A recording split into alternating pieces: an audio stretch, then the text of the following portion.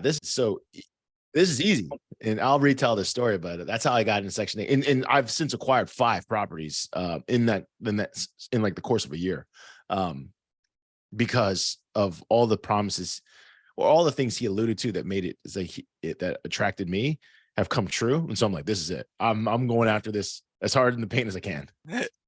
Again, sometimes it's the tortoise and the hare mentality, right? So sometimes those things don't look big and exciting, but they just slowly stack up. And I'm telling you, I couldn't believe it because I called BS on him too. I was like, show me your deposits. I was like, I don't believe you that you're doing this now. Like his number. I mean, if he wants to share his number, he will. But I know that he's making over, 6 figures, and he said it on our podcast in rents in profits. That's after he's paying his debts. It's more than 6 figures every year in profit. That's crazy. And I looked at it. I was like, I cannot believe you've done this. And he's only sitting on 9 units right now. He only has 9. Oh my. Yeah. Well, he sold a couple. Like, so he's like,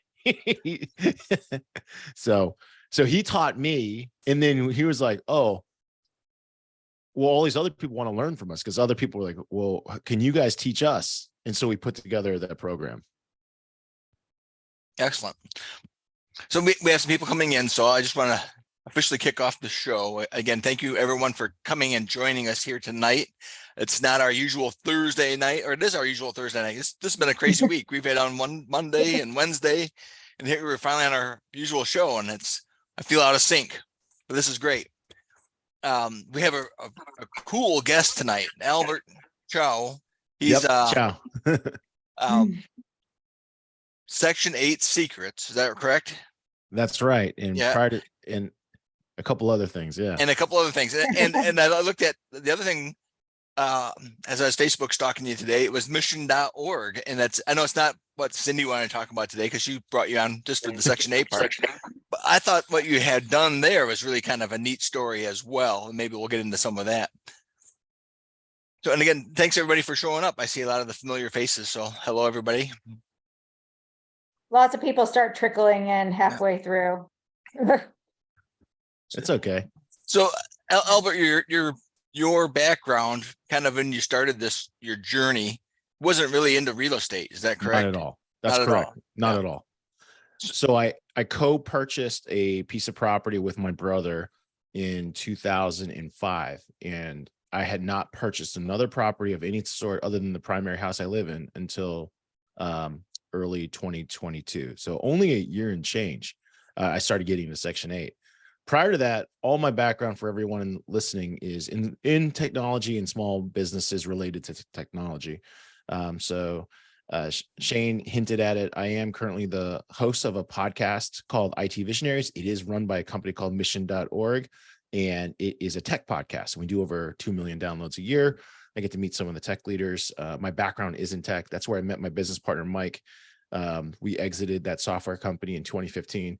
But for those who are just joining, I was telling Shane, I've always been chased, and I joked, I don't like it when technologists try to say they're democratizing things. What they want to make it available to everybody so they can make as much money as possible. That's what they really should say. Like, hey, I'm not trying to change the world by delivering food.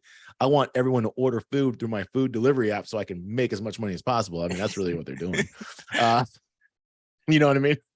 But, value for service, right? I mean, yeah, it's pretty simple. But yeah, in the software game, I've always been in software, and we were lucky enough to have a exit event in 2015. Mike has since stayed with that company. He's actually been acquired twice.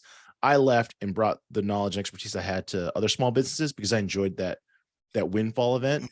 Mm-hmm. And for the audience listening in, it wasn't until late 2021 when the stock market started to shift post-COVID, where I was losing a lot of money, like $50,000-$60,000 a month, as the stock market started to roll back. And that's when I was like, tell me more about the Section 8. And my business partner, Mike, has been in Section 8 the entire time. And he was telling me what he was currently making. It's over 6 figures in income. And I couldn't believe it. I was like, because when we were at the software company together, each property was probably only cash flowing $200-$300 a month. And he only had like 1 or 2 of them. And I was like, this is not interesting. Like $600. What am I going to do with $600 a month? Like, it's not going to make my life different. And then so fast forward, and when I saw that, I was like, hey, I want something steady. I want something that's good. And so that's when I got into Section 8, and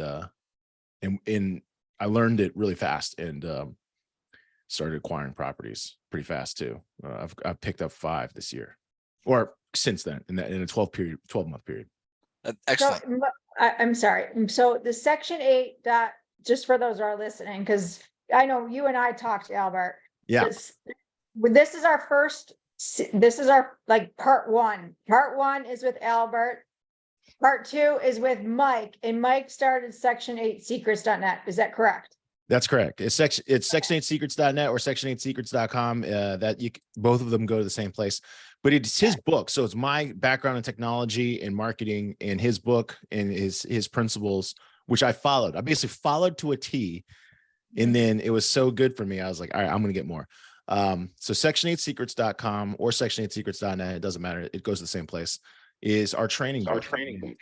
And we developed it because actually we found out that Section 8 training was super expensive. We're like, this is ridiculous.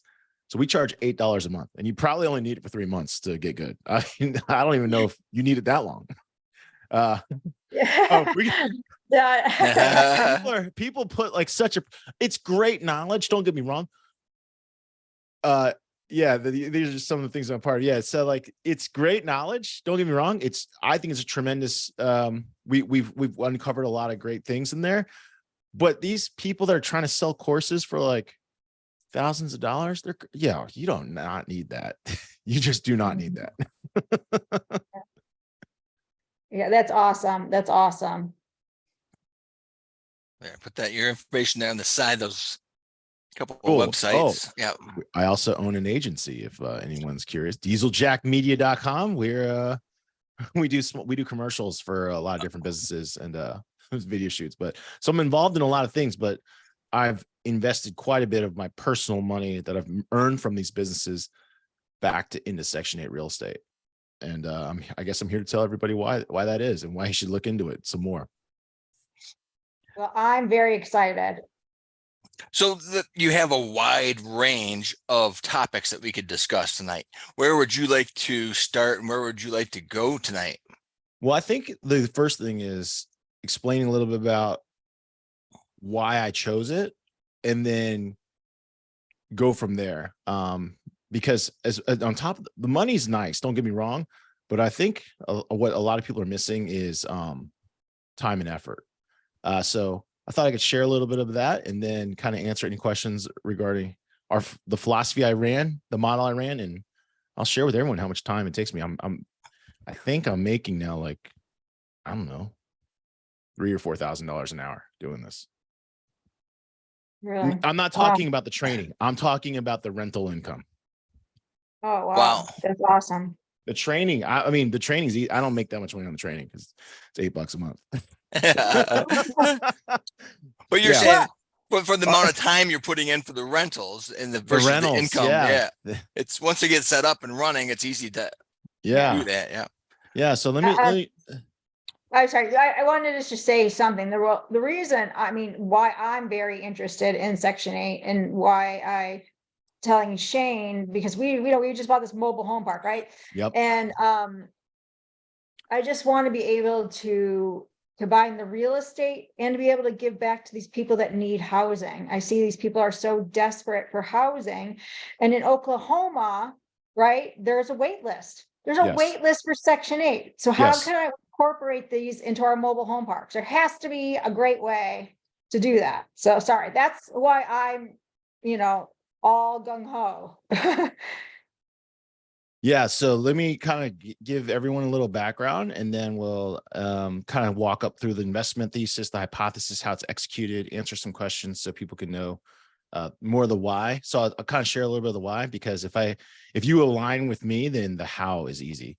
So the big thing is, I've always, like I said, with Shane and Cindy's, I've invested most of my life. I'm 43 years old. So my 20s through my 30s, investing in windfalls, chasing hard to build things to get big exits, selling us. We sold us. Now, when I say we, it was part of a company. Now I had some shares, but I didn't own the majority, we sold the company for, about $45 million cash in stock. I did earn a small earnout on that. but the amount of work that was going into these things was tremendous, and I got great reward from it. And when the post-COVID, when things started to really subside for me, like the rollback in the stock prices, which is crazy, I really felt it. But I looked over at Mike. Now I've known Mike forever, and I'm like, how is this guy doing it? Because he seemingly, we worked at the same company. I made more money than him. I know that for a fact. I was there earlier, and he seemingly always had way more money and time. That's the key. He always seemed to have more money and time. We both have 3 kids. His 3 kids are younger than mine. I was like, man, what is he doing? What is his secret? And I asked him like where all his money comes from. He goes, oh, it's from Section 8. I was like, ah, I couldn't believe it. And I, like probably many of you, have this preconceived notion that it's like drug addicts, all in war zones. And I didn't really understand enough about it. So let me break some myths, first of all. The first thing is any property is eligible. It doesn't have to be mobile home park. It doesn't have to be an inner city. I mean, I could Section 8 my house in the suburbs right now. Section 8 is a rent supplement program, and that's it. So if you're a landlord and you have property, you can leverage it. The government will supplement the rent for the people that are voucher holders. So people on the program are voucher holders. What has happened is most of the people who take advantage of this program tend to be, let's say, unsavory, or they'll make all of their investments in poorer areas and put as little as possible into these units, the actual properties, because then they can make the spread. So if your local PHA, we'll use always 1,000 is an easy number. If the local PHA says a 2-bedroom unit is worth $1,000 a month, then their goal is to get a 2-bedroom unit for as little as possible, and they make the spread. And that's what's been happening.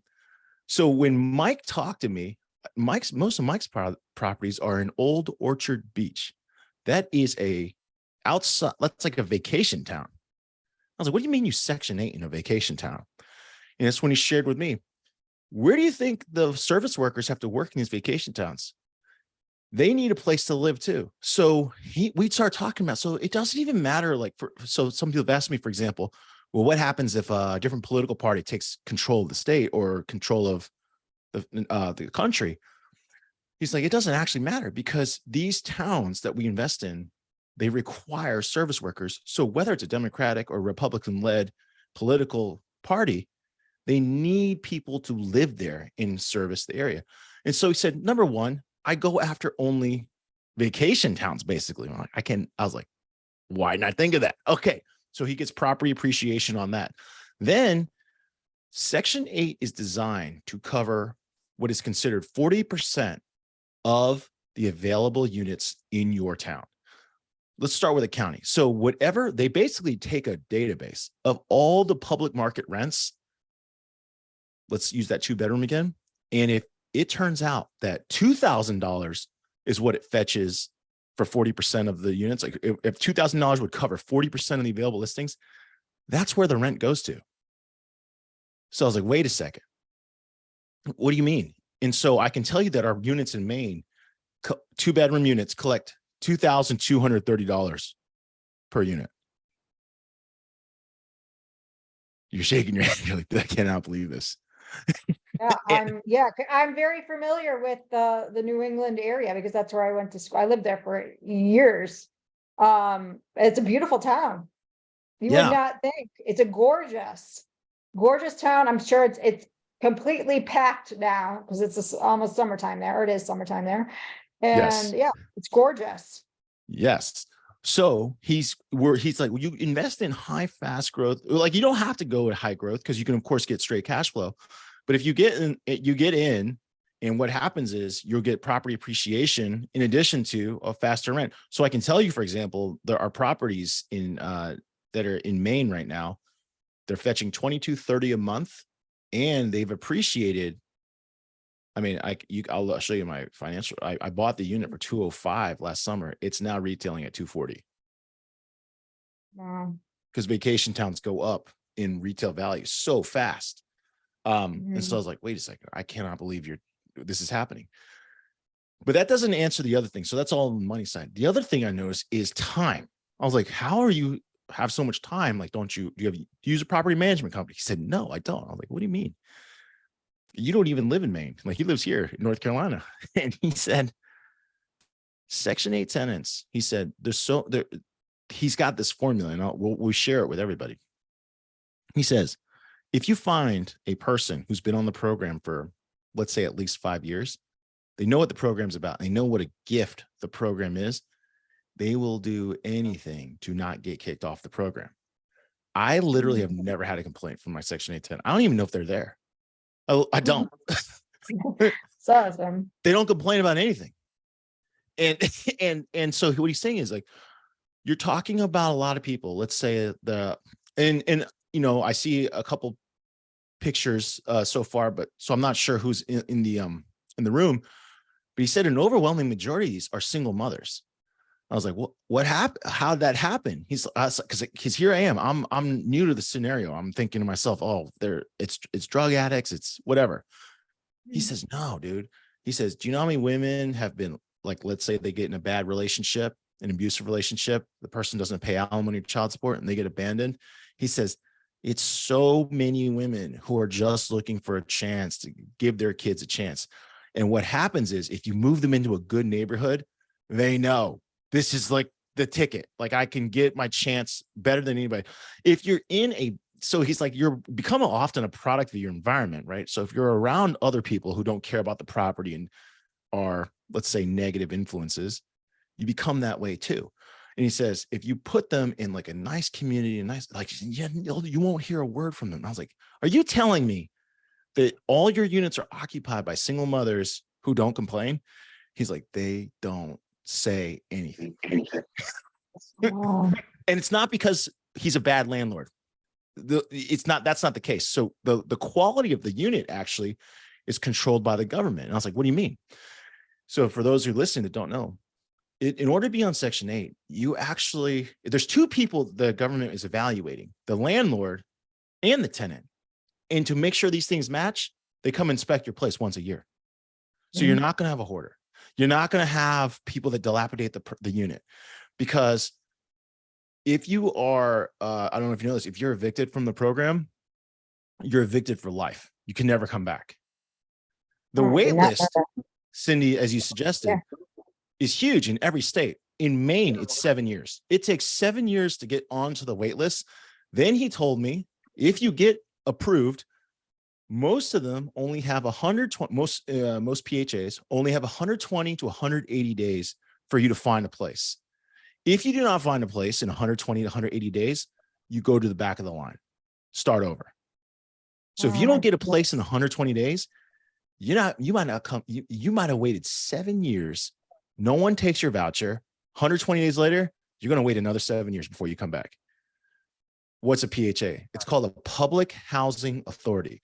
So I don't want to say every city, because sometimes it's the city and sometimes it's at the county, but the HUD is the Department of Housing and Urban Development, is the national or the federal, entity that governs this program. The PHA is the Public Housing Authority, and it's going to be broken down. Sometimes it's by city, sometimes it's by county. They're all different, unfortunately. They're the ones that are going to govern the vouchers for their county. So when you purchase a property and you are looking to put people into units, you'll contact your local PHA. The PHA is going to know who has vouchers, who doesn't. And we go in our training to talk about, hey, you're going to want people who already have vouchers and are on the program, because they'll know how it works. In general, most of the problems you get with someone tend to be if they're really young. So I have had that happen, and I'll talk about it a little bit later, which is if they've not had years in program, they don't recognize like how good, this is a transformational opportunity to change their lives. They might still want to be like young and party or something like that, and that might not work out. So so I was talking to Mike again. Let's back up 1 second. Here's a guy who wants to help. He works full time. He's got 3 kids. He generates a ton of income now, and he always seemingly had more time. Like he has more time. Like, I swear to God, like if the guy's got any free time, he's on a golf course. I've never seen someone golf so much. I was like, yeah, I Oh can't. my God. See, that's what I need, Shane. I keep telling you that. And I'm a outdoors person myself. I love surfing, but I was like, man, I think you golf more than I get to go on my surf trips. And and I was like, how do you do that? And so, but back to the situation at hand is, so I was enamored by this idea that this won't take a lot of time. And that's what he was stressing. He was like, it's not going to take a lot of time. Yes, there's red tape to cross to get the government paperwork and stuff. But he said, even then, it's not that much. It's really not as much as you'd think. And I said, okay, let's give it a try. And so what happened was I said, okay, I'm losing again, back up again. I'm losing $50,000 a month. I'm dying. I'm literally dying in the stock market, as everyone else was that was playing. Not good. And I said, all right, let's go put a bid on a property. Let's get a property. Let's find out how long it takes. Okay. So 30 days to close. So I put the winning bid in, going to close on the house, 30 days. Mike calls me and says, when are you going to close? And I say June 21st. He's like, cool. I'll move somebody on June 22nd. I was like, wait, what? He's like, yeah. He's like, do you realize that the second you list this property for available for rent, you'll have 20 applicants before before the day is over. Did you list it on Section 8 housing, or just like you listed it just anywhere? Great question. So you can list it with the Public Housing Authority. So, and I'll walk everyone through the steps of the process right now. Contrary to popular belief, it's not, you don't get approved first. You actually have to get a tenant first. So the first thing you have to decide is, I will accept a voucher, right? So if you are willing to accept a voucher, you can list a property that you have. And you sounds insane, but they don't really check this. To list in Maine, they didn't even ask me if I owned the unit. Like they didn't, I don't know why, but they didn't ask me. So that's why I was able to list it, even though I wasn't closing until the 21st. Like I said, on the 22nd, the person moved in. So the 21st is my closing date. We list it before then. As promised, first day, I mean, it was more than 20. I might have had 30 applicants within the first 24 hours. Now we used his model, which is he asks very specific questions for what he's looking for in a tenant. Who are you? First of all, who are you? How many years in the program have you been? Who is going to be living in the unit? He asks, and this is important, the amount of people or the genders of the children, if there are children, and he has a very specific reason why. If it's 2 boys, they'll authorize that for 1 bedroom. So if you say it's a mother and 2 children, it'll get authorized for 2 bedroom. And then if it's a boy and a girl, it'll get authorized for 3 bedrooms. His philosophy is, the less people that are in your unit, the less wear and tear. So it's up to anyone to decide, but you can ask some questions about who's going to be occupying the unit. Do you work? One of the things that he talked about and taught me is, and that I now live by, is when you watch some of this training that you find online, it'll talk about like, oh, check their credit report. Bro, their credit report sucks. It doesn't matter. It doesn't matter. But I was like, you're on Section 8. Like, who's gonna have a good credit? No one's got a good credit report on Section 8. Why does it not matter? Because they're not actually the ones paying the bills. The program is going to pay the bill. So most of these people need, like, they could have good credit if they had a great place to live, right? So he was like saying, like, these things don't matter. He's like, what you want to know is, do they take care of their place? Like, if they have previous experience, that means they'll have a track record of excuse me, they'll have like a rental landlord history. We subscribe to the idea of helping moms. He's just said historically, just got better luck. Women caring for children tend to be much more respectful of your property than like a dude. Sorry, Shane, this is how it is. All right. And I think for those of us who've seen Bachelor or Bachelorettehood, like, I think we can attest that that's likely true.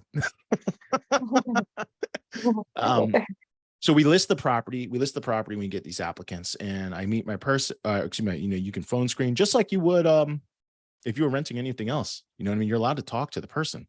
And we felt comfortable, and they passed the scoring criteria, and we said, yeah, we'll sign you a lease. So you send over the lease, and the person will execute the lease.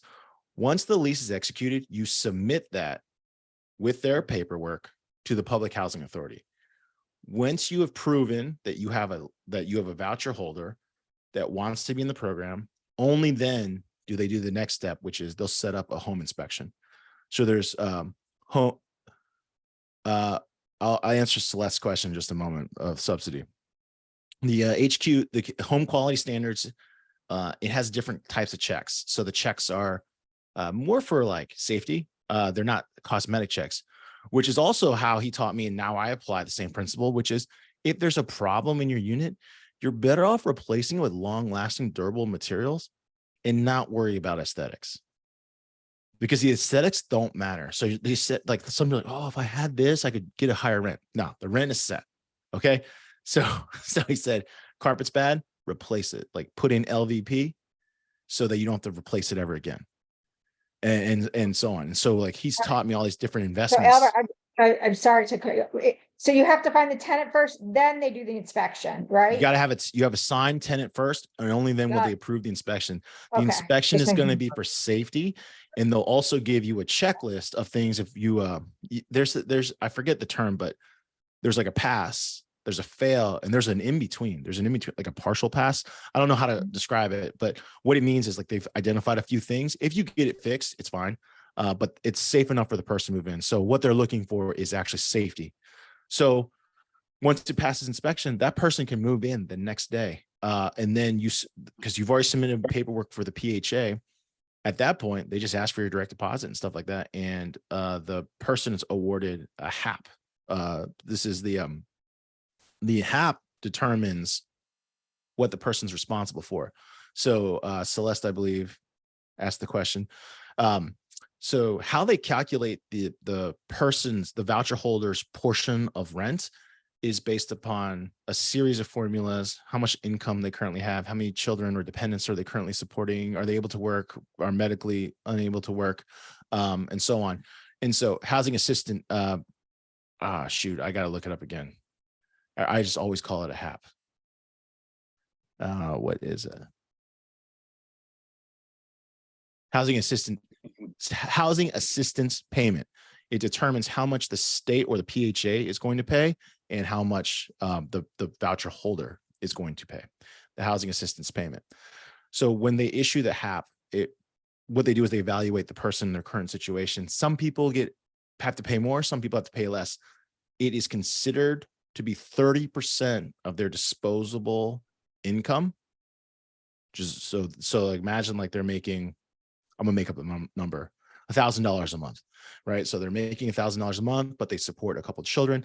They might say that their HAP is responsible for $0. They might say the person's responsible for $50. I have people that the highest one I have is $205. They pay $205 of their disposable, and then the lowest is $0. I do have a person that has considered. Shane, you're talking. You're on mute. Are you mute? I think you're on mute, buddy. I think my line was on mute. So you're getting a payment then from Section 8 and the tenant. Correct. So if the tenant is obligated to pay something, you will collect it directly from them. Typically, I didn't even know this. Is like you can collect it any way you want. So like Venmo, and they're like, yeah, you can just tell them to Venmo you the money, and it's never late. Like literally the person that the tenant, whatever their portion, I have not had a single person pay late. And this is what Mike told me. And like, it's like, because if they pay late, they have to pay, you can charge late fees, but only for their portion, you can charge late fees. But more importantly, if it gets to an eviction event, they will be kicked out of the program for life. So he says like there's never an issue of non-payment. Now, each PHA is, so we have properties in, just so everyone knows, in North Carolina. So I have Wake County, which is where I'm at, which is Raleigh, Guilford County, which is Greensboro. We have the greater Portland area. I have one in Wyndham. His are in Old Orchard Beach in Maine. And then we have property in Fairfax, Virginia as well. Just so everyone knows like where these units are geographically. So once the paperwork goes through, and it goes through each housing authority is different, but it will pay based upon the lease. So the longest it took was 45 days, a little annoying. And the shortest it took is I did have one get processed in 2 weeks. But the payment is always for the start of the lease. That will include a prorated payment. So if you start somebody, like I said, on the 21st, it was prorated for the like 10 days or whatever the case may be. 22nd, it was prorated for like 9 days. So you will get a prorated payment, even if it's in arrears. Now, here's what's crazier. And this is going to determine, like, Cindy, where you guys are looking. Each housing authority also has different rules. So that's a little bit annoying. You kind of have to talk to your housing authority person straight up. They're not really good at keeping up with their website. So you might want to make a phone call. But there's a couple questions you want to know about. The first one is do they have a new unit bonus? So I will tell you that Maine, which is starving for units, will pay you $750 for even being in the program. Wow. As the landowner, the landlord. All right, they'll just pay $700. Then some will pay the security deposit for you. So on behalf of the tenant. So like if your security deposit, a most common security deposit is 1 month's rent. Some of the housing authorities will actually give you that. They're all different. Yeah. So Yeah. that part I don't know. I've been in communication. I was telling Shane yesterday, I'm trying to get a tax right, tax benefit. And trying to partnership with a mobile home manufacturer. So I'm in partnership with the Oklahoma. I'm still waiting for them to call me back to see if this could happen. But yeah, trying to get them to bring in the mobile homes and both of us get tax write-offs. I don't know if that's going to happen, but we'll see. I don't know. I don't know about that. Any like special structures or anything like that. Yeah. But so you own a property, you own it outright, or you have a loan on it. It doesn't matter.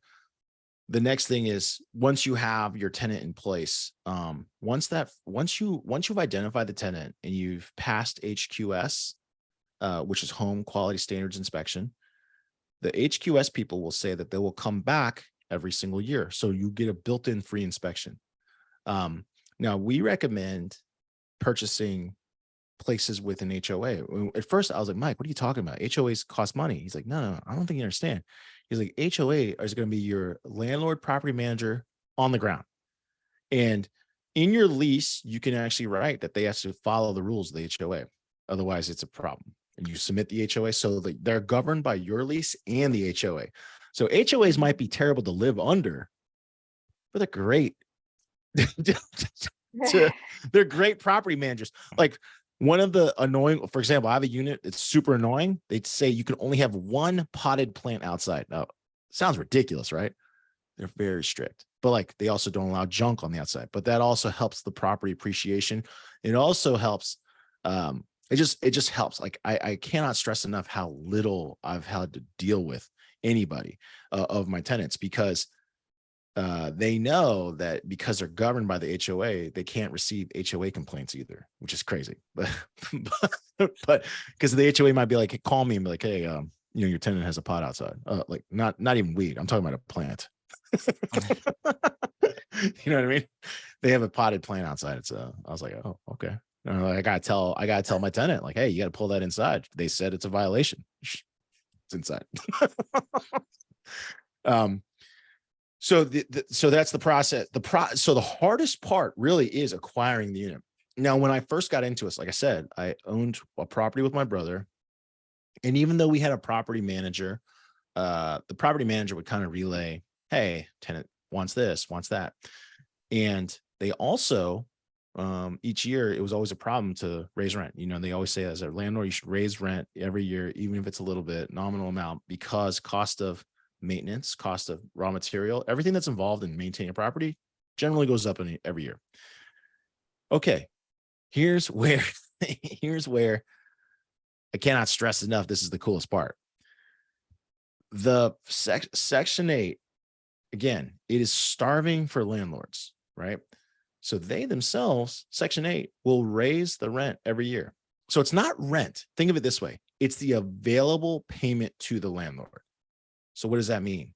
If they say it goes from 2065 to 2230 for a unit, what they are telling you, the landlord, is you are welcome to charge 2230. This is how much I will pay for Section 8. It happens every single year. And some people are like, oh, but you're taking out of the pockets of the tenant. You're not. The tenant is evaluated every year to begin with, and they only can be charged a maximum of 30% of their formula. So if nothing has changed in the person's like financial situation, like let's say they're still working an hourly job, they still have the same amount of dependents and so on, their portion of rent doesn't change, even though the amount, basically the PHA will cover the balance. So your rent goes up every single year without Albert, like, I don't know, like the negotiating, you know what I mean? so way back in the very beginning, when you first picked your apartment, before you interviewed your first tenant, did you pick the rent, what you're going to charge, or did you go to the Section 8 people first and say, okay, what's my range for a 3-bedroom, 2-bath in this neighborhood? Yeah. So great question. So every PHA posts properties based upon bedrooms. It's always bedrooms. So it's not size, not square footage, nothing. So if your mobile home if it's a mobile home and it's got clearly got 2 bedrooms, it will be designated as 2-bedroom available. So what you do is you go to start here. Let's say you think you want to speculate in a place, right? Let's say you want to speculate in a county or city. First things first, find out if the PHA is governed by the county, the city, or it's usually only county or city. It's usually county or city. So I'll give you an example. Like Guilford County is where Greensboro, North Carolina is, but there's another city in Greensboro called High Point, and High Point has its own housing authority. So everyone's different. I can't predict what that's going to be. What you do is you go find out what they're called payment standards. So you can share that with everybody, Shane. It's called the payment standards. Payment standards are how much they're willing to pay per bedroom. They'll tell you 1, 2, and they'll list out all the payment standards that they have. So when you know that, then you go property hunting. So basically you want to acquire a property that you know is going to cash flow an amount that you are comfortable with.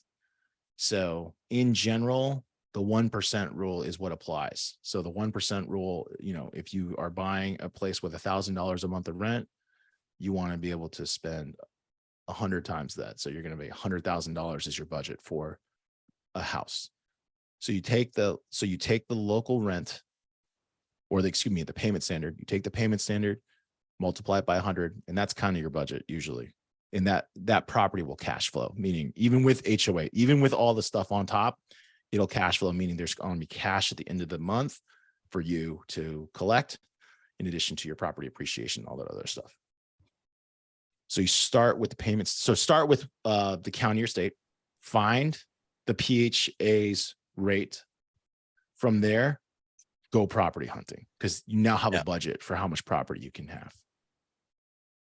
And I like to use the 1% rule. It's not a hard rule. It's just my rule. It makes easy numbers, and in your brain, and you're looking at.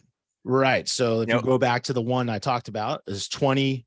It's now 2230, but when I got it, it was 2065. So anything at 206,000 was a buy, and the unit I bought was 205. And it's excellent. Yeah. So again, as you're going through the program, right? We talked earlier about the tortoise versus the hare mentality. And sometimes you're looking at a single rental house and you look at it and go, boy, $200 a month. Pfft, who cares? Yeah. But over time that builds, right? So you're making money every month on the rent. Yeah. The property's appreciating and you get tax benefits, right? Yeah. All those things. So I'll I'll disclose a little of what it looked like. So I was, and I'm paying Mike too. So he's my business partner. So I'm paying him a property management fee. So for those, so I'm still cash flowing. So just for everyone's reference, a property management fee, private market, it sounds insane what I'm about to say, but oftentimes it's about 18%. Here's why. It's 10% a month. And usually they want 1/12 or 1 month's rent is theirs. Ooh, So yeah. you do the math over a 12-month period, that's 18 months. On top of that, most property managers charge 50% of 1 month's rent for a renewal, or they charge, if they have to replace the person, they charge another month's rent, a full month's rent. So it's 18% if it's a new one, and if it's a renewal, it's less. But the point is a property manager is actually not incentivized to keep the person in there. They're actually incentivized to turn them. They make more if they turn them. So check every property management company is different, of course. Check who you're talking to. But in order to make this fair to Mike, because he was helping me so much, this is before we had a training program, I just decided to pay him 18%. I was like, I'll just give it to you. Because I wanted him to help me. Yeah. And so I was like, all right, if everything cash flow. So I was making on any given month between and what varies is, just so everyone knows, is PHAs also will cover the utilities. So if they're willing to cover the utilities, what it means is you'll get a bigger payment from the government, but then you open all the utilities in your name. So you cover the water, you're covering the electricity, gas, whatever the utilities there. So we just did simple math and figured out what the utility spread was.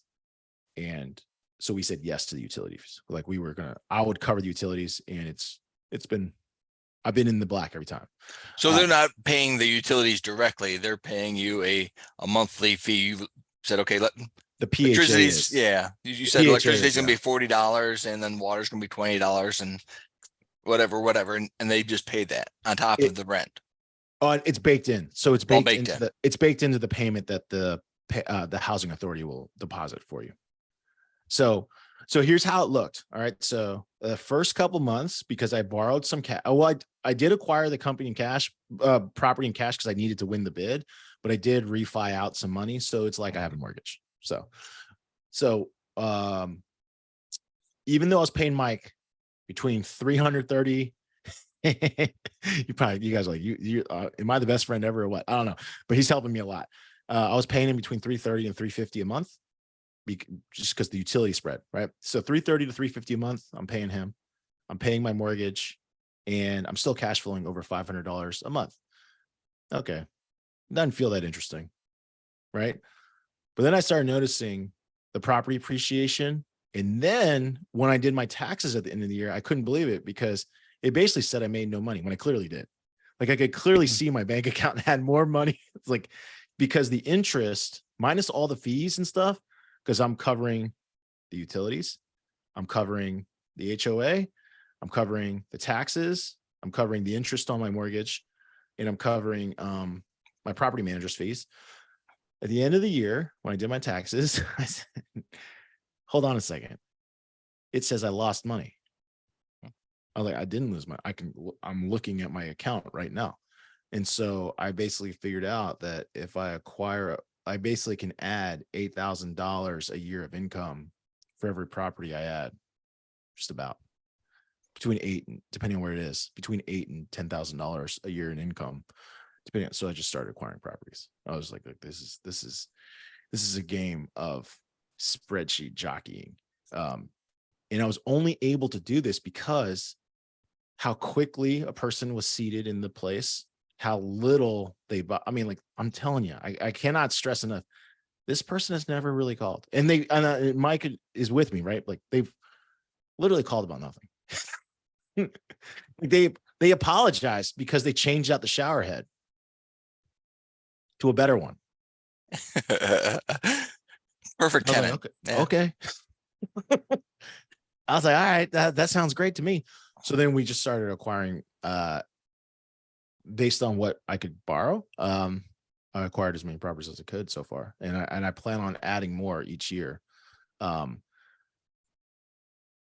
there really is no need to stop. I don't see a need to stop. Like you really are. I want everyone, it's like, yes, it's financially beneficial to you, but you are helping a lot of people. I cannot, like, if you follow the HUD, go follow the HUD's like Twitter page. It's insane how much more money gets earmarked every year, and how, I don't know if you know this, but they don't even fully distribute it.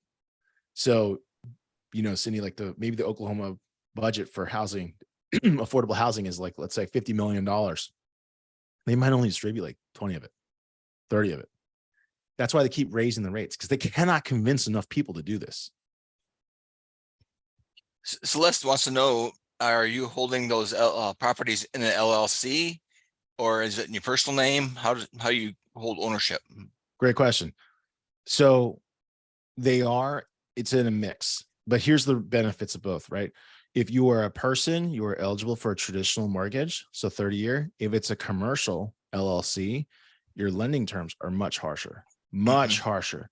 Most of them have a balloon at 5 years, meaning it is due, the whole balance. You have to pay the whole balance in 5.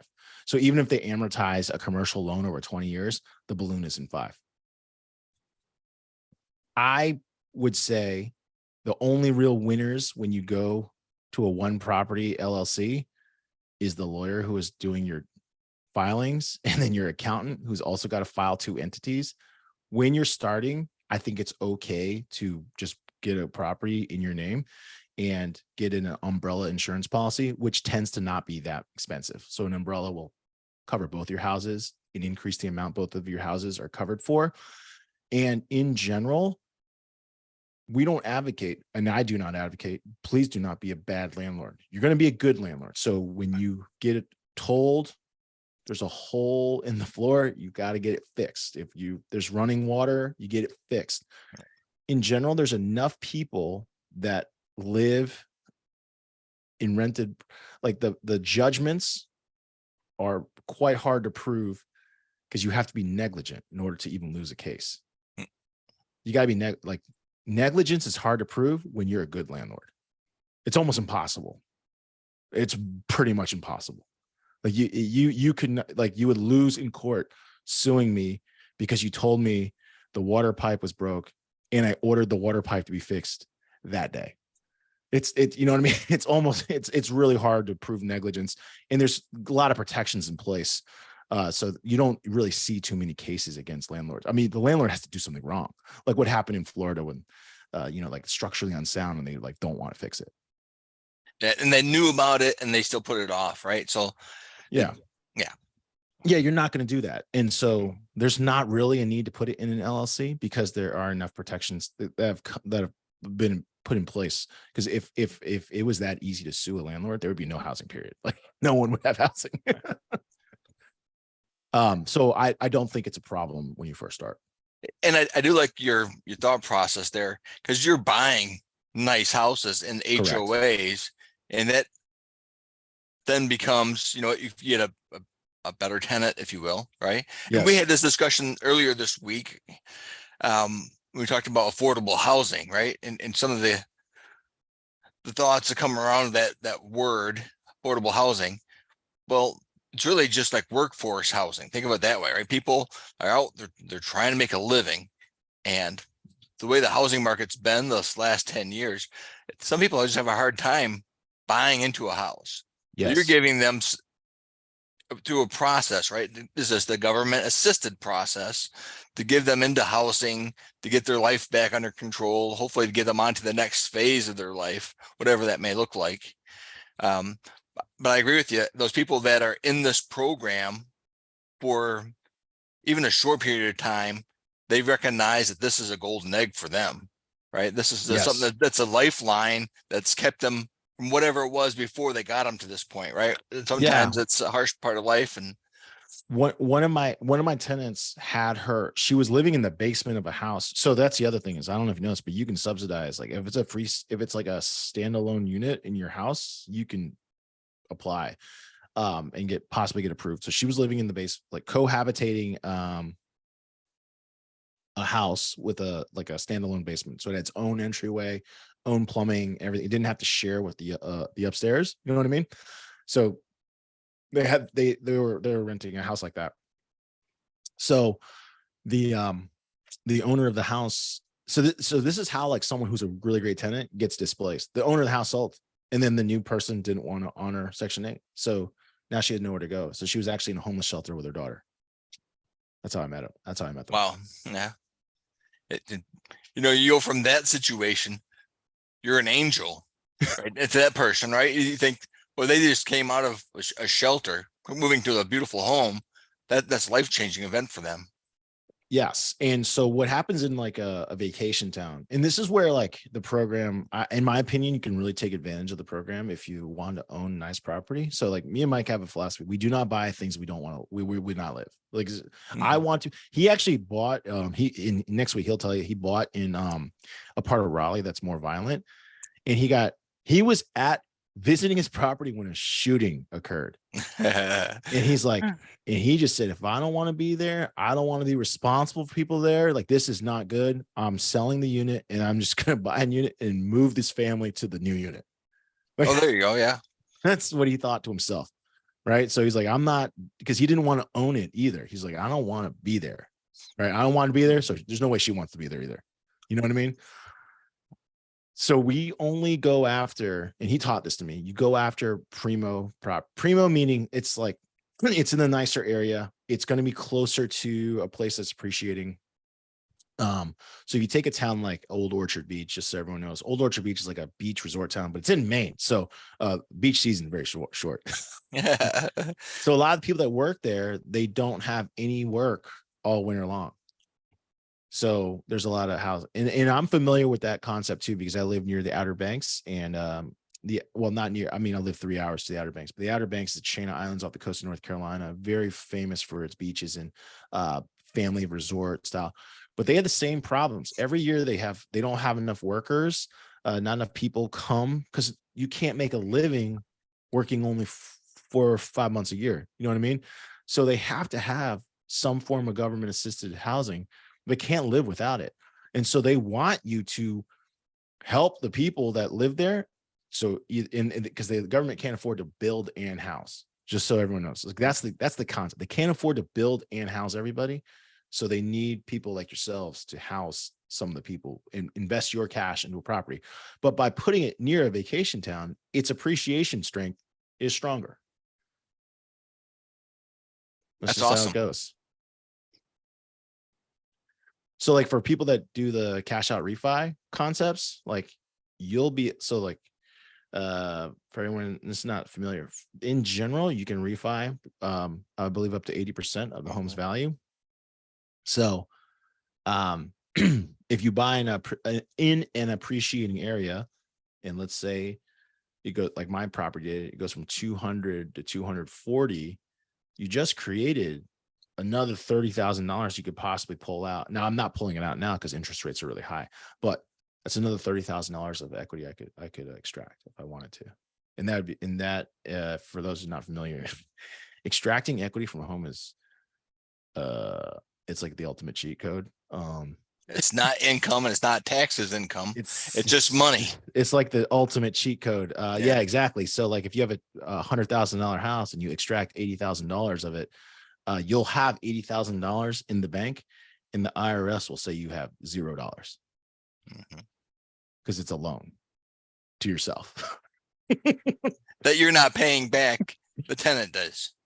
Correct. And you get a tax break because of the cash they do pay. So your income, so you've put $80,000 in that bank. Let's say you collect $10,000 in rents of cash flow. It'll still show to the IRS that you lost $12,000, especially in year one, because year one is when your interest rate.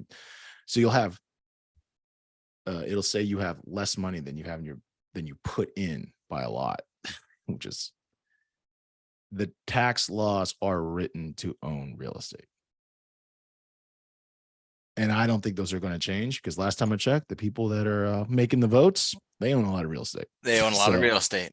So it's one of those things where it's like you're playing the game that they're playing. It's a smart game to play. Like the stock trader thing that follows Nancy Pelosi. Yeah.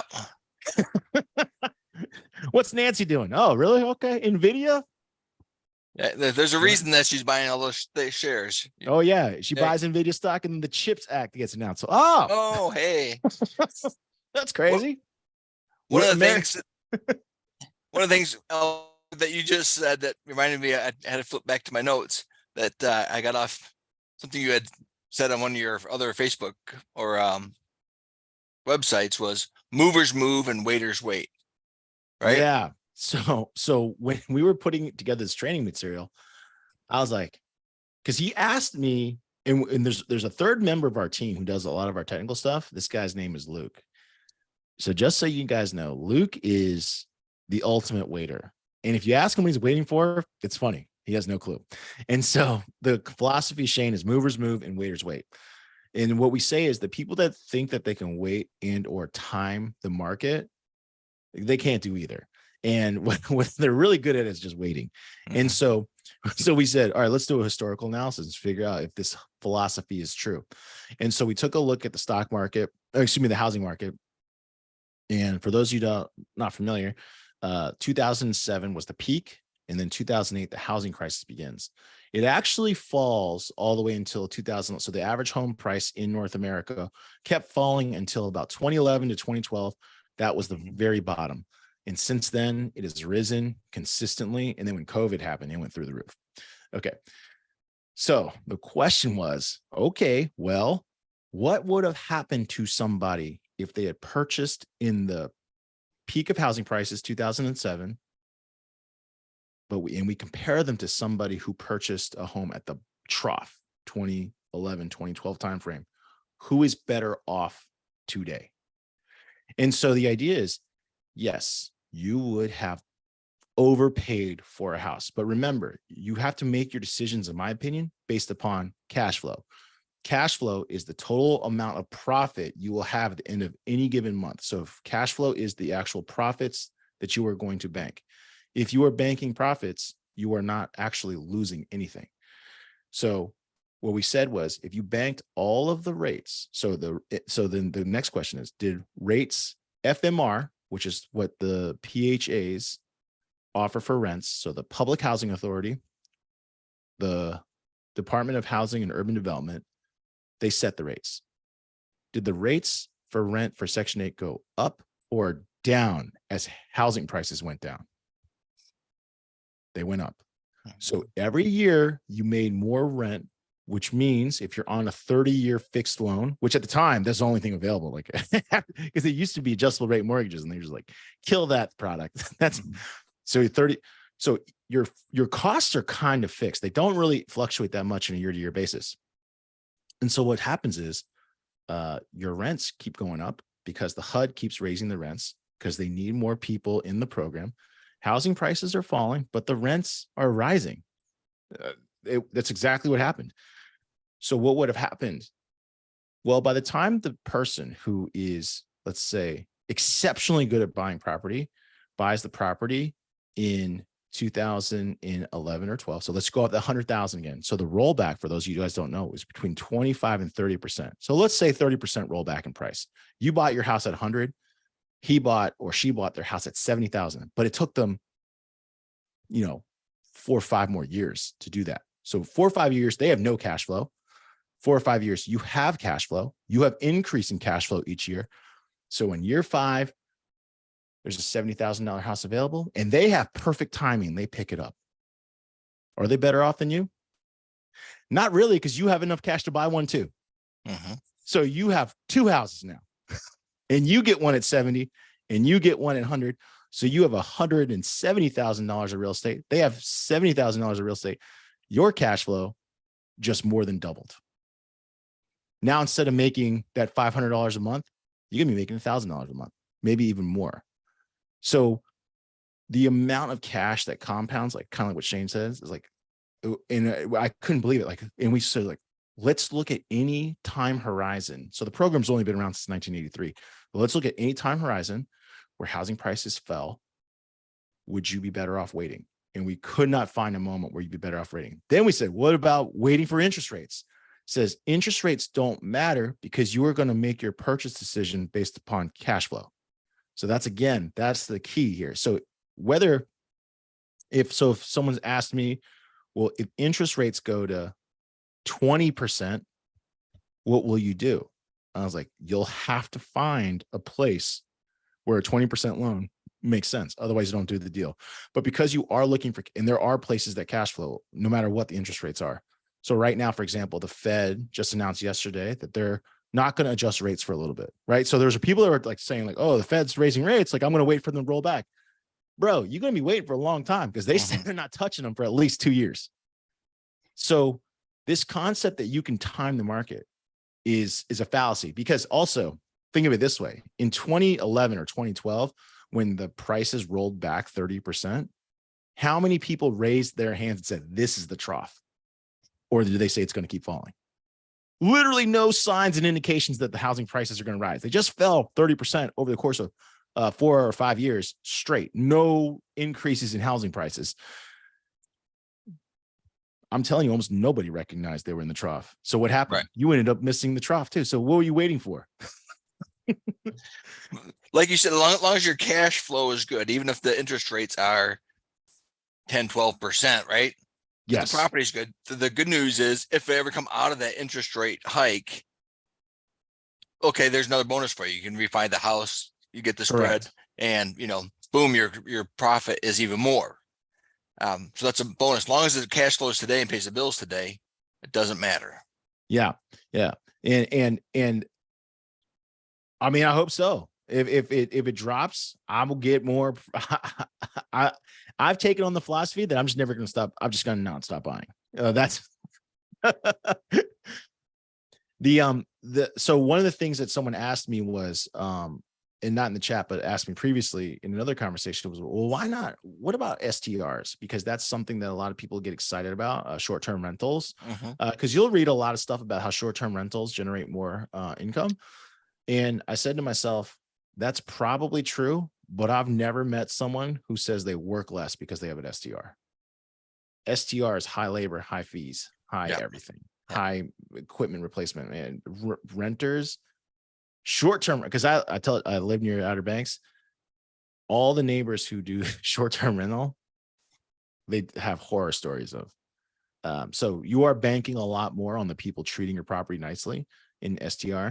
I personally am okay with not earning that income because I don't have to do that work either. So I'm okay with it. Like, I feel like that's what I was saying. Like, my income right now to hours of effort in Section 8 is exceptionally good, to the tune of, I think, about $4,000 an hour. Albert, we've had some guests on that do very, very well in short-term rental market, but it's a job. That's what they do. I don't doubt it. And they have a team of people that's what they do, because the booking and the maintenance and the follow-up and the cleanings, all that is constant. You're always chasing that next short-term rental. So I met a female who owns she has a business, and it's called what is it called? It's like Tundra Turnover. It's in Alaska, specifically on all the Alaskan lodges. So she turns, she Tundra Turnover. She makes sure that it's ready for the next STR. Then she says the biggest disaster in her business, which will be your business if you own the property, is when someone no-shows. And when someone no-shows, the complaint, I mean, Airbnb is going to dock you. Everybody's docking you. Your ratings suffer. Like, it's a problem. Meaning because you didn't clean it. Right. They came in, and then the way these property managed, and I don't know about every town, but in a lot of let's say really big vacation towns, the STR turnover places are run like private equity roll-ups, where the best one will buy all of them because they know if you're in a bind, oh, Shane, you had someone not show up and not clean your place and you need me to clean it. I got a guy on the bench that can clean your property. Yeah. It's gonna set you back a premium. Yeah. And of course, Airbnb, you can't increase the rate. In fact, you're probably gonna lose some rate to fix that. So I'm not against STR, but I am against a lot of work, because a lot of extra work, because I'm involved in small business. I have a family of 3. So that's the whole crux of how I got into Section 8, as I wanted to make more money, but I didn't really want to work that much more. And again, that's a personal decision, right? And that's right. And we've talked about it as we talk about financial freedom and what it means to us as individuals, right? So when I look at it, my financial freedom to me is time. It's not about the money. It's about what it does for me as frees up my time to be able to travel and move about and spend time with family. It's not about, oh, how much of the cash flow do I have and how big of the bank account is. I want to free up my time in my life to be able to do things I love. So Yeah. And so the way I described it to people is like, because at first I couldn't believe the consistency of payment. And so that's rung true for now, more than 18 months. And I trust it to ring true because I have enough experience in it now where I'm not even considering another investment vehicle right now. I got Bitcoin too. I've lost a lot of money in Bitcoin. So just letting everyone know. I know the L's. But what was I going to say? So at the first $500 a month extra, it really doesn't change your life too much. It's just a little bit of nice extra, certainly a little bit of money to help out with the bills and stuff like that. At $1,000 a month, it sounds silly, but it does change the way you think. Because if $1,000 extra is coming in on top of what you're doing, it's kind of good. You know what I mean? Like it feels pretty darn good. That's also, a car payment and savings a little bit of cash. Okay. So $1,000 a month. At $2,000 a month, now that vacation looks really attainable. Like you can, if you're getting paid an extra $2,000 next month, this month, every month of cash flow, taking your family on a trip doesn't seem like too far of a stretch. I can tell you now that at $60,000 a year of cash flow, now, I mean, I was thinking about this and, for a lot of people, like, for example, currently a good benchmark income is $100,000. Like some of you might think $100,000 shit. Like you're a loser if you make 100. Some people might be like 100. I'd love to make 100. I don't know. It depends on where you are, I guess. Right. I heard Rob Dyrdek on a podcast. They talk about being poor when he was worth 15 million. So I was like, all right, well, but we all have different standards. Yes. Yeah. But I can say now confidently, like, a lot of people talk about the job market being really tough right now. And I don't doubt that it is. I trust that it is. But if you're making 60,000 a year right now, like, for example, I generate $60,000 in rental cash flow a year right now. The starting teacher's wage in Wake County where I live is $45,000. So that's $105,000 a year with benefits of income if I were to choose to go down that path. But also that's this year. If I add no properties this year, if rents go up $100 a month, $100 a month drops to the bottom line. You multiply that across multiple properties, it'll generate more than 10% of cash flow. So if rent goes up $100 a month, which is not unreasonable, next year I'll do 66 to 72. 66 to 72,000. That's without adding any properties. So yes, you get to a point where you could easily, your business of houses could buy a house every year. Yeah. Acquire a house every year on its own. Yeah. We built calculators to show people that are new to this, like how quickly that happens. Like the first one, you probably have to sock away quite a bit of money to get the second one. But the second one cuts the time in half. And then by the third one, by 4 properties, you can literally buy a property every year. So Albert, talk to us a little bit about the Section 8 secrets. What is it? How can we all join it? With Celeste is wondering. Yeah, I'm just going to share because it's easier. I'm going to share my screen so you guys can see it. And there's me looking up HAP again. I forgot what it was. So this is Section 8 Secrets, and this is the product. So it's a book. So you have a book, and we put every chapter into a course as well. So it is $8 a month to access it. And then the book, the PDF, you get to keep forever. But probably more importantly is this cool tool we built. Remember that guy, Luke, I told you about? Like, that's my boy, Luke. He's still waiting, by the way, still timing the market. I don't know his timing, but but we built a national real estate map. So that's my I'll open up in a new tab. Sorry. Okay, so I'll share this first. This is our spreadsheet that we use, and it allows you to pump in your estimated rental rates, how much of a loan term you got, how much your down payment is. So the yellow fields are what you're going to put in, and it'll formulate out how much cash you're going to generate, cash on cash, what's your annual ROI on this deal, your gross rent margin. It comes up with all these factors. It'll also tell you when you'll be able to accumulate a new property. So it highlights it in blue, like, hey, if this was true, you would acquire a property, and you could have enough money to acquire a property in 3 years. And this is a great tool for when you are looking at when you're looking at property. So before you ever buy one, you just plug in numbers and just crank out like estimated cash flow. How much money will I make? Because if you look at a listing on like Redfin, so I go to a Redfin listing. So this is the property I just acquired, Richland Street, Unit A. So if you go to any given property, it'll tell you, for example, how much tax. I mean, maybe it doesn't do it on this one because I just bought it, but on a listing, it'll have the taxes and stuff. Let's see if I can find it.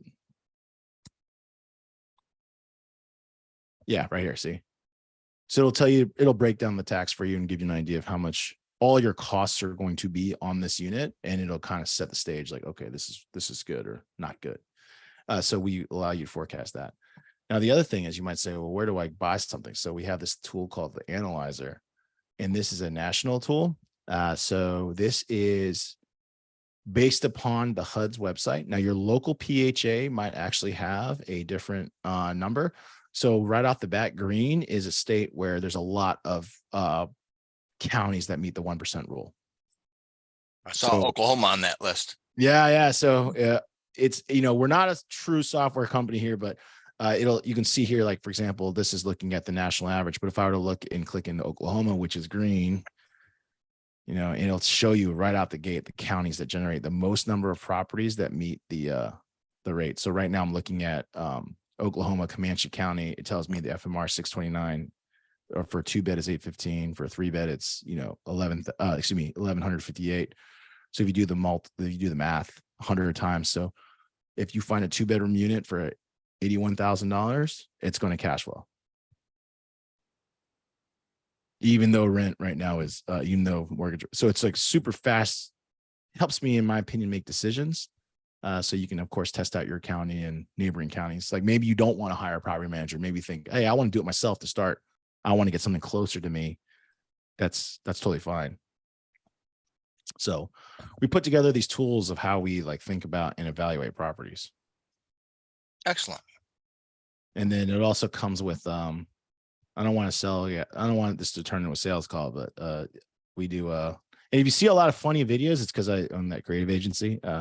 But yeah, you get this book also, which breaks down everything, including links to questionnaires that we recommend you asking a person before they hire.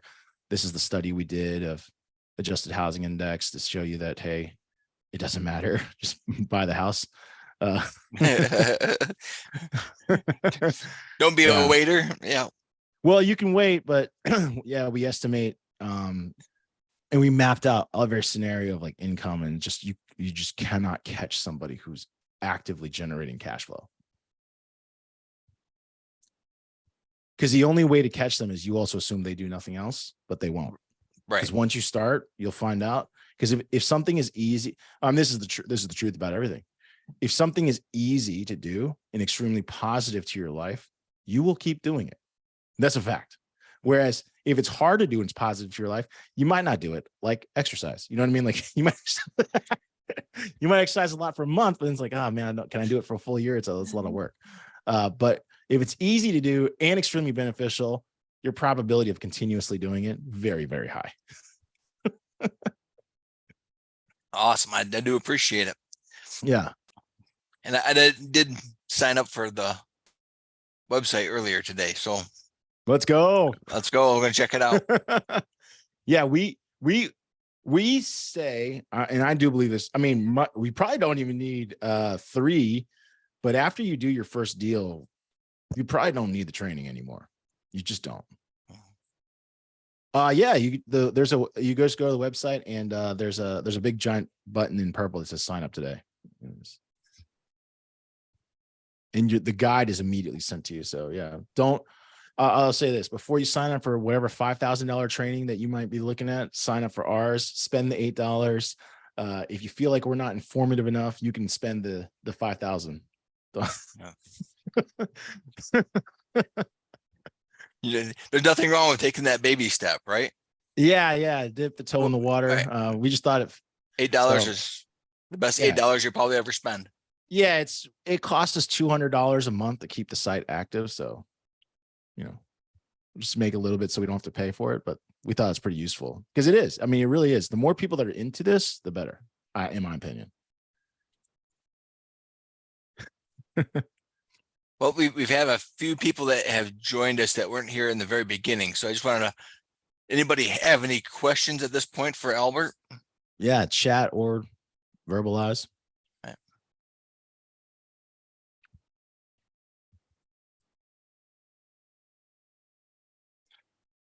Well, yeah, I'm great. Go ahead, please. Oh, I'm sorry.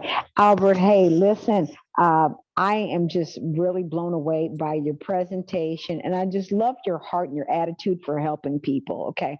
I got a question. No, I couldn't help but notice. I live in LA, could not help but notice that on your that's red. map. Yeah, buddy. What do you do? Do you just give up the ghost and just look for properties in the green? I mean, what can we do to help people in LA really? All right. So what do you do if you live in a really high, well, all that's saying is the red is that you are unlikely. It's not that it's not out there. You are unlikely to find a piece of property that meets the 1% rule. Now for LA, I think that's highly unlikely. I don't think LA, what the LA Public Housing Authority is willing to pay to a landlord is I don't think you can acquire something that, like I said, that you would want to own and live in yourself at that number. You know what I'm saying? Like, because it doesn't help. I don't think it's helpful if you are stressed to the max, if you have a property in a place that's dangerous and you have a family there that's dangerous and all these things are stacking up against you. So the one thing I'll say is like, you would think that proximity, and this is my biggest reservation I had at first. I was like, I'm too nervous to buy far away because I live in Wake County. Wake County's Raleigh. Well, Raleigh's not, like LA, but it's built up enough. I would say this: whatever you think you can drive to, start there. Look at some surrounding counties and see what you see. If you have enough confidence to possibly work with a property manager and you can type it in. So like for the property, there's a section in my spreadsheet. You can type in property management, just type in 18%. Just make sure like that's the number I would use and see if it cash flows, because if it cash flows, maybe you're okay. And so that's one of the things I want to make sure everyone knows is like, type in a real product. Like don't listen to the property manager. They say 10%. It's not 10%. Type in 18. If it cash flows at 18, it'll cash flow at 10. Okay. Mm-hmm. but yeah, if you are in LA, I do believe the likelihood you'll find a good property that can generate cash flow for you is probably pretty low. I don't foresee that happening, but that doesn't mean all of California is unavailable. So it'll be up to you. Yeah. It's more like, how much confidence do you have managing a property remotely? How much confidence do you have hiring a property manager? Getting it started is tough. Once it is started, the check's clear. Okay. Thank you. I appreciate that. Yeah. Thank you for the question. I appreciate you. Yeah.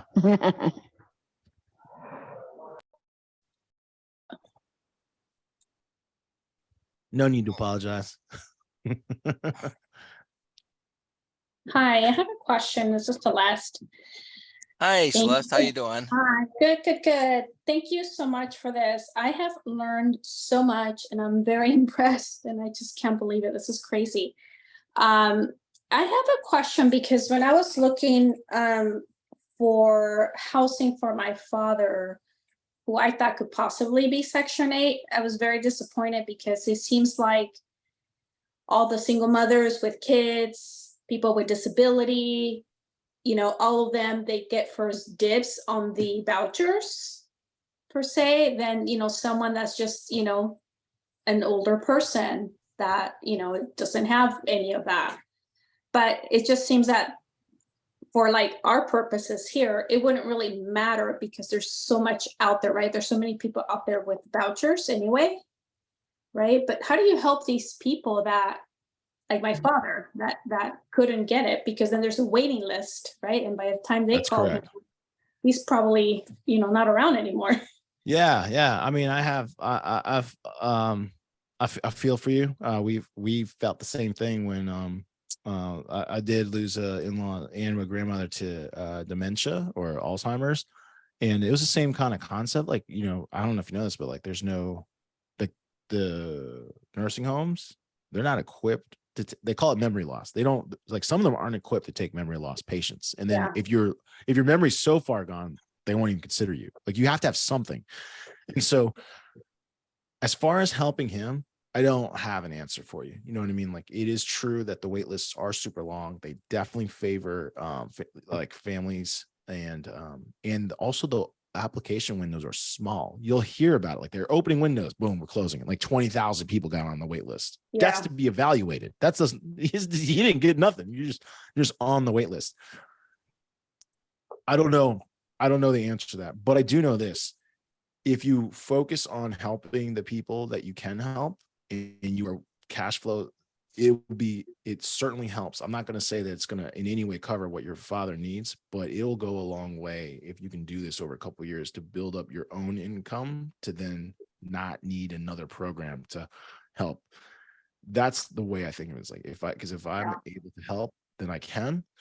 And the program is here. So and I think that's the challenge for maybe someone who's not as familiar with the program is, well, some people, there's just two mindsets, right? It's like, one, everyone on the program is not good. And then number two, everyone that offers the housing is not good because you're like a vulture or something, but you're not. Like, literally, the money is here to provide housing to people in need. They need legit landlords. So if you have the ability to do it, I would say do it, and then use the cash flow. You can do what you want with the cash flow, and it sounds like you're going to help out your dad. And I think that's Yeah. Thank you. The other question I have, because I am also in California, but I'm the opposite end of LA. I'm in the Inland Empire, and you could still find houses that are reasonable. So I was wondering if maybe a solution might be getting a house off market that may need some kind of cosmetic or some kind of, okay. Maybe that can work. Throw that term cosmetic out. All right. You're gonna upgrade the safety of the house. So this is where, like, curb appeal and stuff, I mean, it sounds crazy. It doesn't matter. Like, it does not matter. If it's a safe home, it will be approved. And so what you're looking for is, so this sounds like, I'll give you an example of like insanity, but also super helpful. Let's say the ceiling fans don't work. Take them out. The home quality standards, they have like what's required, and then everything else must be functional. So if it's broken, it's actually, you get no extra money if you have nice features, but you will get dinged if it's broken. So for example, ceiling fans, you don't need to replace them. You can remove them. You can actually remove, I mean, I'm not saying you should, but like a cracked closet door, that'll be considered a violation unless you remove the door. Then it's not broken, and that will fly. So what they're looking for is safety, not cosmetics. And that makes your upfit of a more beat up property more financially advantageous, because you don't have to upgrade its curb appeal. You don't have to install a brand new dish. In fact, you don't need a dishwasher at all. I don't know if you know that. You can just remove it. Okay. And that was my question. How like nice, or does it have to be? It just, as long as everything's functional, everything's exactly. It's a different ball game. It's got to be safe. It's got to be, all the electricity has to work. All of the outlets have to work. The windows have to be intact. The screens have to be like they're looking for a safe place that they can put these families. Looking nice is a benefit, but there's no financial benefit to looking nice. And actually making things look nice is often the most expensive part of upfitting a house. Like crown molding, no value in Section 8. So, Okay. and Celeste, Albert brings up a good point there is, all right, so you go through and the things that aren't working, like a ceiling fan, for example, and you take it out and put a light in. But that's something that once the house is occupied and cash flowing, the cash flow can do things like go buy a ceiling fan and put in. Yeah. Now it's an upgrade that's paid for out of the cash flow, not out of your pocket up front. And those are things that you could do over time, right? And then That's right. the tenant sees that you're improving the property as well. Yeah, that's what I was thinking in my head because, yeah, it's really tough here in California. Yeah, it's a completely different. I could not believe it. Like but it does make it easy for everyone listening. It does make it easier for you to acquire a property and again, provide a safe place to live for a family in need.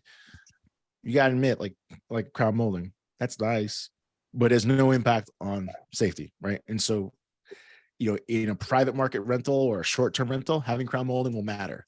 It does not matter in Section 8. They need, like I said, they need houses to qualify so that families can move in. Got it. So for us that are in California and like these states in the red from the map, Yeah, if we there's just want fewer. want to look at, some of the areas in green and we do the calculator, we pay the $8. Do we partner with you or is that something you do or how do we maybe get started, I would say? Yeah, so we do the program is $8 and there's community there. Like me and Mike, we answer questions. Truthfully, most people don't post. Like I don't know what a lot of. It's pretty crazy. We do have a lot of customers that buy the book and then just cancel. Okay. So we honor all cancellations, but we'll answer any questions that are in there.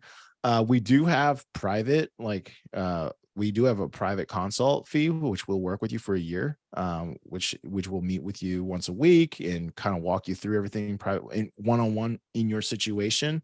We do charge $3,000 a year for that. Straight, I'll tell you, no one has bought it. So if you choose to buy it, that'd be awesome. You'll have all of our attention. Got it. Thank you so much. Appreciate your time. This is very crazy. It's awesome. Thank you. Yeah, my like I said, when Mike had a tenant the day after I closed, like I literally got the keys and then the movers. I actually never got the keys. The realtor just put the keys on the lockbox for me because the next day the person was coming. So again, Albert, in that scenario, was the inspection for the property done after the tenant moved in by? No, it was So done. it had to be. It was done on closing day. Okay. And it passed. Yeah, because it had everything was good. Awesome. Well, I was told by my realtor that, hey, dude, this house is turnkey. It's ready to go. Like the last owner took really great care of it, and he's like, you probably could get it inspected the same day. I was like, okay, let's do that. That's a great. I love that. Yeah, but I mean, I wouldn't rush. You don't have to rush to that, but I'm just saying it did happen. It makes a good story. Yeah, well, they actually changed the laws, I think, possibly because of Mike. Now you have to show title before they do the inspection. Because I guess not because of Mike, but other people I think were doing that, but they didn't actually own the house, and then the person couldn't move in. So long as everything clicks and works, everything was going smooth. But obviously, there have been some bumps in the road somewhere that will show the house and like, oops, I couldn't close on it. Yeah, I think most PHAs want you to, show title or mortgage or some type of closing statement that says you own the property. But at the time, Mike said they don't require it. So. Yeah. And Jerry, yes, we will. This is recorded and we'll share this tomorrow on the YouTube channel. That's awesome. And now I'll send you a copy as well. So if you feel free to peel any piece out of this or you use the whole thing, it's yours as well. That'd be awesome. Yeah, there's no doubt about it. Yeah, this is I would say, so me and Mike do this, but we're not good at like making a ton of, like, we're not marketers. Yeah. I always worry about, well, even though I am a marketer, like I literally have an agency that sells things. I don't market myself quite like that. Yeah. I always say be wary of people whose primary source of income is courses. It's always raises an eye to me. And there are plenty of those out in this industry for sure. Yeah. Like I said, our costs are $200 a month. Yeah, we don't have that. We sell books when we can. We haven't had anyone do consult, although I'd love to do consult. That'd be good. Well, maybe somewhere out of the market here, we'll get somebody to sign up. So Yeah. I'll share all my war stories. They're mostly in other industries. I mean, I can tell you about how I lost a lot of money in Bitcoin. like I said earlier, Albert, I bought Bitcoin. Not a whole coin, but I invested in Bitcoin, even at 69,000 a coin. If you go look, it's 25,000 a coin now. So hurts not a just whole thinking coin, about it. but still. I love your background. Like I said, we could just talk about all sorts of different things, take this in all sorts of different directions. I'd love to have you back on and talk about some different things, maybe marketing or some of the things that you have going on with mission.org. But we really appreciate your time tonight and what you've talked about Section 8. You've really got my juices flowing and some thoughts about some different properties we have and maybe a different way to look for housing. And Celeste and some of the other people here, I know that they are buyers. So we do have people that also go out and what their job is, they look for housing. So if you're looking, you're still looking for in Virginia, North Carolina, and Maine, let us know. We'll find you more houses. As long as it meets that 1% rule, right? Yeah, it's got to meet the 1% rule because it makes my life easier. But yeah, I just closed on a house in Richland Street. It did require some, so I knew it wouldn't pass home quality standards. That's how I was able to get it for under market. Straight up, like they had a pet and they did not. I don't know. I guess they allowed it to poo in the house. It was a disaster, and the HVAC didn't work. So. So what I do, all the carpets got pulled out. We put in laminate flooring in. It looks super nice. Repair the HVAC. It's ready to go. Marilyn, how you doing? You get to unmute. Uh-oh. She wanted to talk, but there she is. Can you hear me okay? Yes. Hear you loud and clear. I am at work, so I'm so sorry if I speak a little bit low. I do apologize for being late. You mentioned a website. How can I find the address for the website so that I can look at the class option that you had? Yeah, so I'll type it back in. It's section8secrets.com. Section8secrets.com.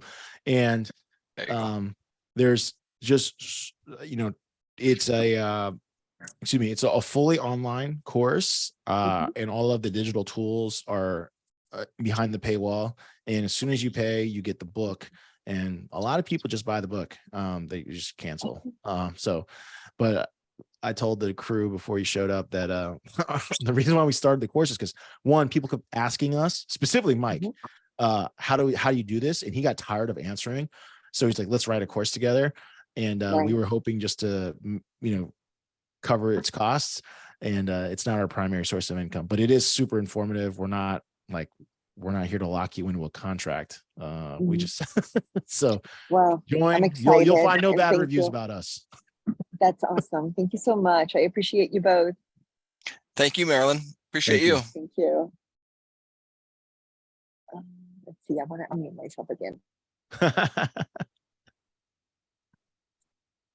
All right. And again, anybody else have a question?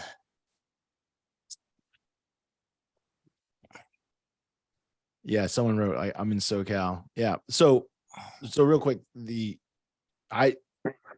if you have realtor, I would say this, if you have realtor friends, a lot of us have friends that are in the real estate game, and you find a place near them, I think it's worth starting a conversation. I mean, because the idea that you have to invest near you is it's not true. Like, so Guilford County is relatively close. That's like 70 miles from me. Of course, Fairfax is 210 miles from me. Fairfax is not a 1% place, but I inherited a property that had a mortgage on it. And so I don't know if you know this, but like if you inherit a property and you sell it, you have a major tax event, major. Mhm. But it wasn't cash flowing. I mean, but I couldn't, and I was like, okay, well, I just want a person there, and then everyone in Fairfax is like snooty. If you're from Fairfax, I'm sorry, but everyone's really snooty. So we, we got it approved and it got handled. So that was good. But I do think that it's worth talking to if you see a place and you know a realtor near there, it's worth talking to, because I was scared at first too, but I just plug in that 18%, and if it cash flows, it cash flows. This state does not. I do know this. There is doesn't matter where your properties are. The checks still direct deposit on the second in your bank account. And that's what we call mailbox money, right? Easy peasy. Yeah, That just shows I up know I think some PHA still cut checks. I don't know, but all of mine so far is direct deposit. And my tenants Venmo me. Albert, we greatly appreciate your time. Thank you very much. Again, I love that saying, movers move. So thank you for that. Yes. If you're thinking about waiting, I might have a little bad news for you. You might only be good at waiting. So make moves. And by the way, the other thing I'll say about movers move, Shane, to piggyback off that, is I've learned so much by simply just doing it. And, you're talking about, like I said, I had experience with one rental property, but no Section 8 as of 18 months ago. And then I've now acquired 5. By doing the thing, there's nothing, you know what I mean? Like, you can't get better at swimming watching YouTube videos. You're going to have to get in the pool. Like,